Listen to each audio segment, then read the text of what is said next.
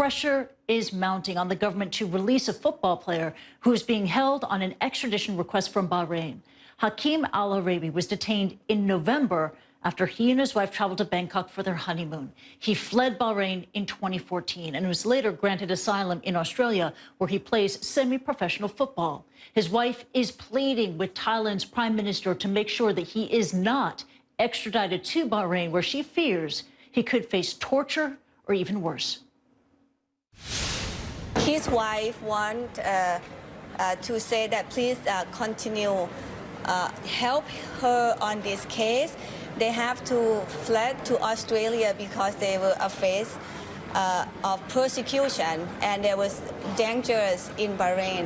I visited him yesterday, yes, 2 days ago, and his spirit is down because he's in prison for quite a while, for a long time now, and he hoped that he get released.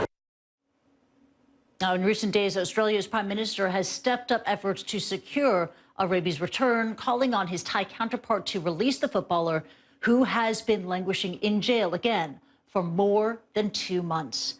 Joining us now is Craig Foster, a former Australian football player who has been lobbying FIFA on behalf of Al-Araibi. And thank you so much for joining us here on the program. Let's talk more about the pressure campaign to save Hakeem. You met with FIFA officials this week. Are they making moves to secure the release of Hakeem Al-Araibi? They are. We were delighted with the response in part. We'd gone to FIFA on a really urgent matter based on some of the information, Kristie, that we had coming out of Thailand, that Bahrain were trying to expedite this process and skip some of the levels of legalities. And we went to Fatma Samura and FIFA and asked them to do much more. They called it an emergency, was their language. And they want to step up advocacy with immediate meetings on both sides. FIFA had issued a letter directly to the Thai Prime Minister, but we urged them to do likewise to Bahrain. Ultimately, it's Bahrain as well here who are contravening international law, trying to extradite a refugee who's been granted protection by Australia.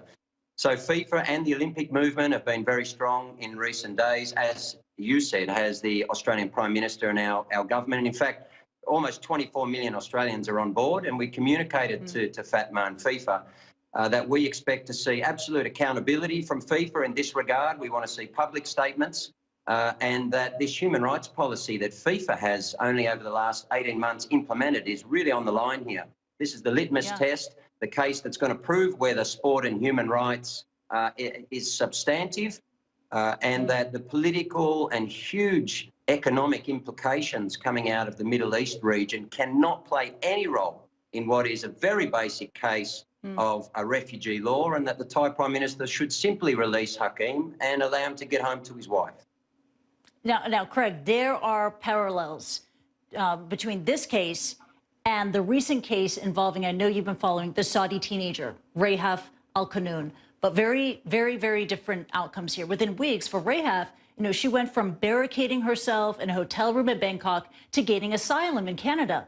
Hakeem has been detained in Thailand for more than 2 months. So what's going on here? Why is it that the same concern is not being applied?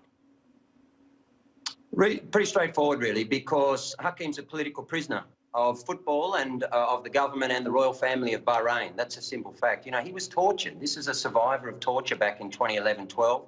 There were around 150 athletes who were rounded up, incarcerated, and some of them tortured. Hakeem was one of those. That's the reason why Australia has granted him protection.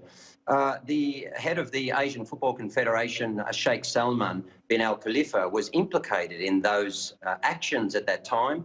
And only a couple of years ago, when Sheikh Salman ran for the FIFA presidency against Gianni Infantino, Hakeem, feeling safe back in Melbourne in Australia, spoke out against that candidacy of Salman and talked about the fact that he'd been involved, or allegedly at least, in this incarceration of athletes. And Hakeem, all of us and everyone in the football community in Australia, many around the world, believe that he's nothing more than a political prisoner. This is about retribution from the government and royal family of Bahrain. And all Australians are saying that we will not stand for it. He's a fellow footballer. You know, as an ex-player, ex-chairman of our Players Association, we feel a very strong responsibility to stand up for a colleague, but also around the injustice of this matter. You know, this is about a refugee safety of travel through Thailand.